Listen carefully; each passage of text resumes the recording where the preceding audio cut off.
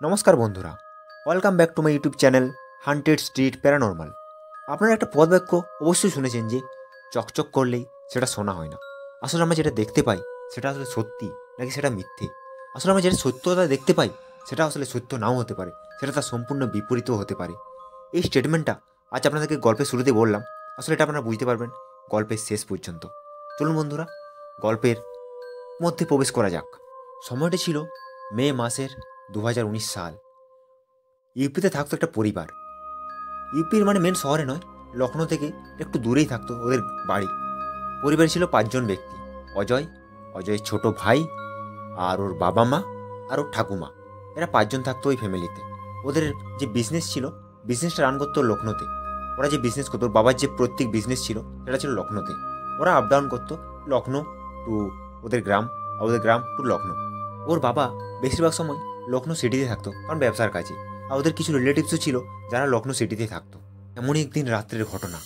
ওরা রাত্রিবেলায় লখনৌ সিটি থেকে বাড়ি ফিরছিল হাইওয়েতে হয়ে। সময়টা বেশি হবে না, রাত্রি 11টার কাছাকাছি হবে।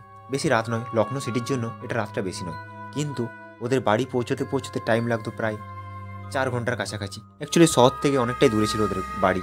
ওদের নিজস্ব 7 সিটার গাড়ি ছিল, তাই 7 সিটার গাড়িতে ওরা 5জন বসে আরামসে বাড়ি ফিরছিল।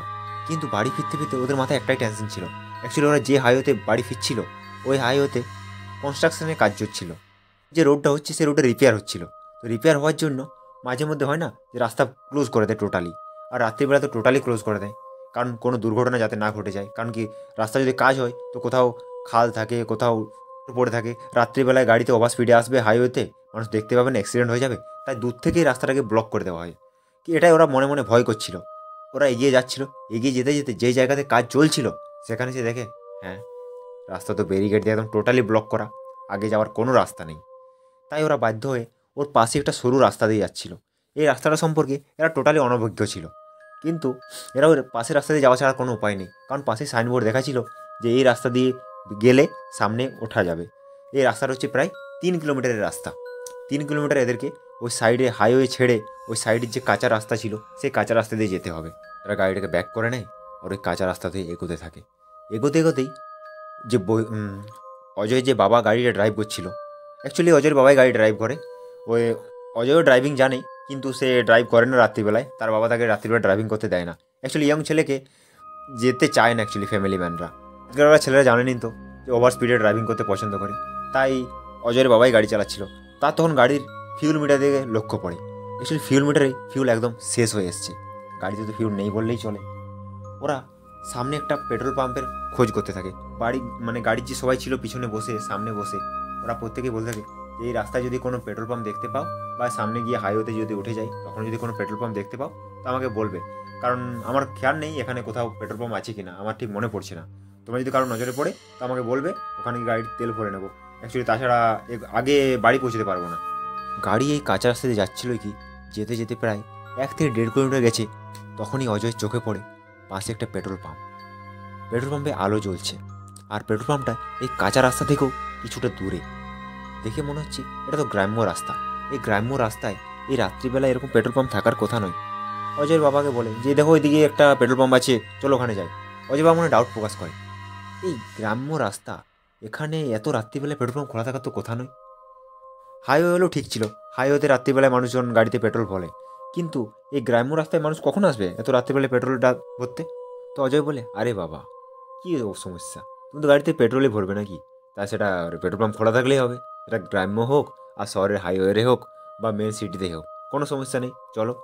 তো অজয়ের বাবা গাড়িটাকে পেট্রোল পাম্পের মধ্যে নিয়ে যায় আর গিয়ে পার্ক করে। পেট্রোল পাম্পে কেবলমাত্র একজনই ব্যক্তি আছে যে গাড়িতে তেল ঢালবে, আর কোনো লোকজন নেই, না কোনো ক্যাশিয়ার, না কোনো ম্যানেজার, না কোনো স্টাফ। কেবলমাত্র একজন ব্যক্তি ওখানে দাঁড়িয়ে আছে, আর একটা টিমটিমে আলো জ্বলছে। পেট্রোল পাম্পে যেরকম হাই পাওয়ারের লাইট থাকে সেরকম কোনো লাইট নেই, একটা টিমটিমে আলো জ্বলছে। গাড়ির যে বাকি সমস্ত লোকজন ছিল তারা সবাই গাড়ি থেকে নেমে যায়, কেউ ওয়াশরুমে যায়। অ্যাকচুয়ালি পেট্রোল পাম্পের যে মেন অফিস ছিল সেই অফিসের পিছন দিকেই ছিল ওয়াশরুম। সেই ওয়াশরুমে ওই অজয়ের মা আর অজয়ের যে ঠাকুমা ছিল ওরাও ওদিকে ওয়াশরুমে যায়। আর ওদিকে ছিল লেডিস ওয়াশরুম ডান দিকে, আর বাঁ দিকে ছিল জেন্টস ওয়াশরুম। তো জেন্টস ওয়াশরুমে যায় এই অজয় আর অজয়ের ছোটো ভাই বিজয়। আপনাদেরকে অজয়ের ছোটো ভাইয়ের নামটা বলা হয়নি, অজয়ের ছোটো ভাইয়ের নাম হচ্ছে বিজয়। তো এরা দুজন যায় বাঁদিকে জেন্টস ওয়াশরুমে, এর মা আর ওর ঠাকুমা যায় লেডিস ওয়াশরুমে, আর অজয়ের বাবা গাড়িতে তেল ভরতে থাকে। কিছু সময় পর অজয়ের মা আর অজয়ের ঠাকুমা ফিরে আসে গাড়ির কাছেই। অপরদিকে অজয় আর বিজয় যায় জেন্টস ওয়াশরুমে। তো অজয় বলে, ভাই বিজয় একটু দাঁড়া, আমার খুব এমার্জেন্সি আছে, আমি আগে যাচ্ছি। তো অজয় ওয়াশরুমের ভেতরে প্রবেশ করে আর বন্ধ করে দেয়। তখন বাইরে দাঁড়িয়ে বিজয় অপেক্ষা করছিল। তখনই ডান দিকে কিছু একটা শব্দ শুনতে পাইছে, মনে হচ্ছে কেউ একটা খটখটে শব্দ। সে লক্ষ্য করে কি, ওই যে অফিসটা আছে না, সেই অফিসের ছাদের উপর কেউ একজন দাঁড়িয়ে আছে। আর এই গরমের মধ্যে এটা যেন কম্বল জড়িয়ে আছে। এটা বলেছিলাম গল্পের শুরুতেই বলেছিলাম, এটা হচ্ছে মে মাস। আর মে মাসে জানেনই তো একদম খুব গরম পড়ে। এই গরমের মধ্যেও একজন মানুষ কি করে কম্বল ঢাকা নিয়ে থাকতে পারে। ব্যক্তি বারবার বিজয় দিকে তাকাচ্ছিল আর হাসছিল। আর শুধুমাত্র মুখটা দেখা যাচ্ছে, আর কিছু দেখা যাচ্ছে না। তার উপর আর ঘুটঘুটে অন্ধকার, সে মুখটাও পরিষ্কারভাবে দেখা যাচ্ছে না। তো বিজয় বলে, কি হয়েছে, কিছু বলছেন? কিন্তু ওই ব্যক্তি কোনো রেসপন্স দেয় না, শুধু হাসতে থাকে। তো বিজয় ব্যাপারটা ইগনোর করে ওই এদিক ওদিক তাকাতে থাকে। তখনই কিছু সময় পর ওই যে ছাদে দাঁড়িয়ে ছিল ওই ব্যক্তিটা, ওর পাশে একটা সিঁড়ি ছিল, লোহার সিঁড়ি। পেট্রোল পাম্পে যেরকম লোহার সিঁড়ি থাকে না, সেরকম লোহার সিঁড়ি ছিল। সেই লোহার সিঁড়ি দিয়ে কিছু একটা দিয়ে আঘাত করতে থাকে। আঘাত করলে যেমন ঠক ঠক শব্দ হয় না, লোহার জিনিসকে লোহার জিনিসে আঘাত করে যেমন ঠক ঠক শব্দ হয়, সেরকম একটা ঠক ঠক শব্দ হতে থাকে। সেই শব্দটা বিজয়ের ধ্যান আবার ওই ব্যক্তিটার দিকে টেনে নেয়। ওই ব্যক্তিটা তাকিয়ে সে দেখতে পায় কি, ওই ব্যক্তিটা হাতের ইশারায় বিজয়কে ডাকছে। তো বিজয় ভয়ে ভয়ে, মানে ভয় ঠিক নয়, ও মনে ভাবতে থাকে যে কী জন্য ডাকছে আমাকে, হয়তো কোনো সাহায্যের প্রয়োজন হতে পারে আমাকে। ওই ব্যক্তি হয়তো উপর থেকে কোনো সাহায্য চাইছে আমার কাছে। তো সে ধীর পায়ে সিঁড়ি বেয়ে উপরে উঠতে থাকে, এবং উপরে উঠে ওই ব্যক্তির কাছে পৌঁছেছে কি, তখন এই ব্যক্তি ধরাপস করে ওই যে ছাদ ছিল সেই ছাদের মধ্যে পড়ে যায়।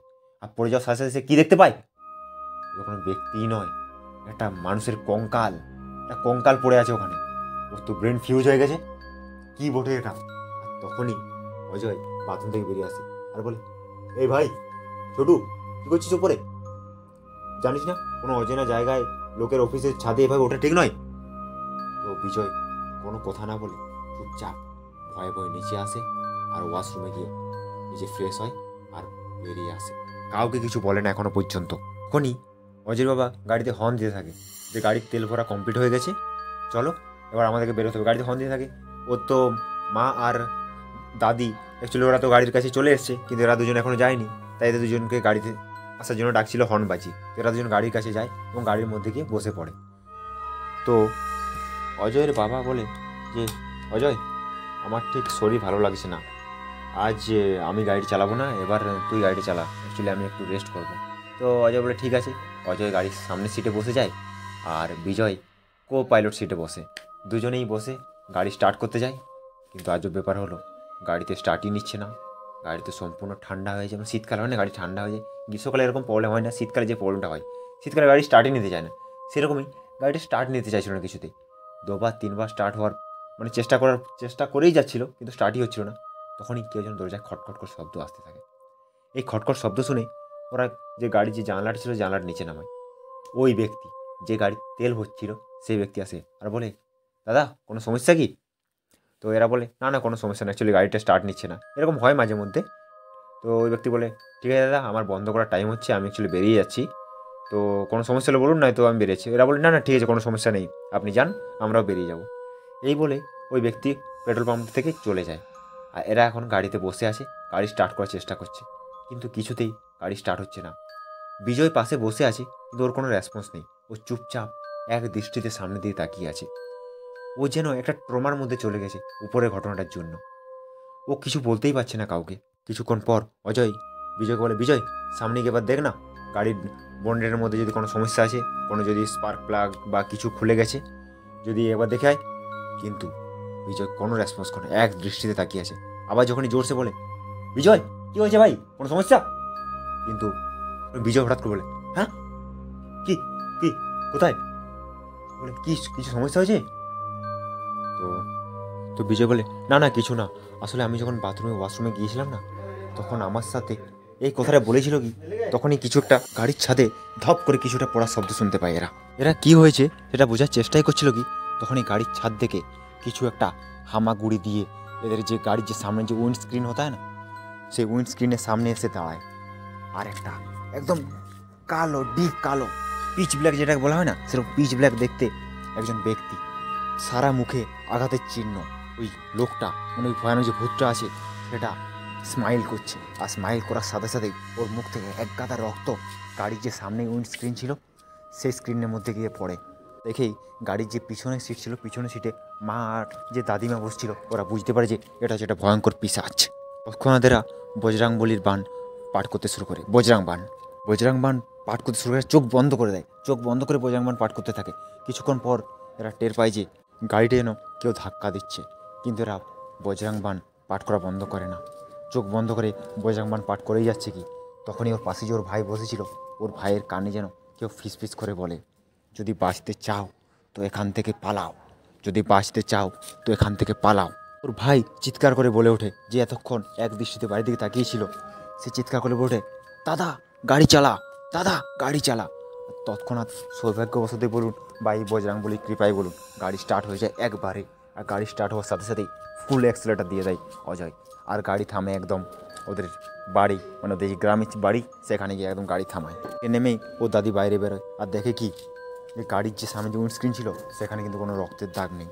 কিন্তু ওরা মনে মনে ভয় পেতে থাকে, তাই ওরা ঘরের মধ্যে যে গঙ্গা জল ছিল সেই গঙ্গা জল গাড়িতে ছটিয়ে দেয়, নিজেদের মধ্যে গঙ্গা জল ছিটিয়ে নেয়, তারপর নিজেদেরকে শুদ্ধিকরণ করে নেয়। কারণ কি, এরকম শক্তি যদি কারোর সাথে চলে আসে তো বাড়িতেও প্রবেশ করে যায়, তাই এরা নিজেদেরকে শুদ্ধিকরণ করার জন্য বাড়ি থেকে গঙ্গা জল নিয়ে এসে একে অপরের দিকে ছিটিয়ে দেয়। দিন সকালে গ্রামের যে একজন পুরোহিত ছিল সেই পুরোহিতকে ডেকে আনা হয়, বাড়িতেও পুজো করানো হয়, গাড়িটাকেও পুজো করানো হয়, এদের মধ্যেও এদেরকে প্রত্যেককেই শুদ্ধিকরণ করা হয়। তো গ্রামের যে পুরোহিত ছিল তিনি একটু জ্যোতিষশাস্ত্র জ্ঞান ছিলেন ওনার, তো উনি এনাদের কুণ্ডলিও দেখেন, আর কুণ্ডলি দেখে বলেন যে কাল তোমাদের উপরে একটা প্রবল ফাড়া গেছে। অ্যাকচুয়ালি কাল তোমরা যে যতজন গিয়েছিলে ওখানে তোমাদের উপর একটা ফাড়া ছিল, আর আমাদের মধ্যে ওই যে শক্তিটা এসেছিল ওই শক্তিটা তোমাদের মধ্যে কারো না কারো প্রাণ নিয়েই যেত এখান থেকে, কিন্তু বজরাংবলীর অশেষ কৃপায় তোমরা ওখান থেকে বেঁচে ফিরেছ। ওই দিনের পর থেকে অজয়ের পিতা আর কোনো দিন কোনো রাত্রিবেলায় অজানা জায়গায় গাড়ি থামায়নি। তো বন্ধুরা, এই গল্প থেকে আপনারা কী শিক্ষা পেলেন? যাই হয়ে যাক না কেন, কোনো অচেনা জায়গায় গাড়ি থামাবেন না। ধন্যবাদ বন্ধুরা, আজকের কাহিনী এ পর্যন্তই। আপনি যদি আমাদের চ্যানেলে নতুন হয়ে থাকেন তাহলে অবশ্যই চ্যানেলটিকে সাবস্ক্রাইব করুন আর পাশে থাকা বেল আইকনটি প্রেস করুন। আর আজকের স্টোরিটা যদি আপনার ভালো লেগে থাকে তাহলে অবশ্যই কমেন্টে জানান। ধন্যবাদ।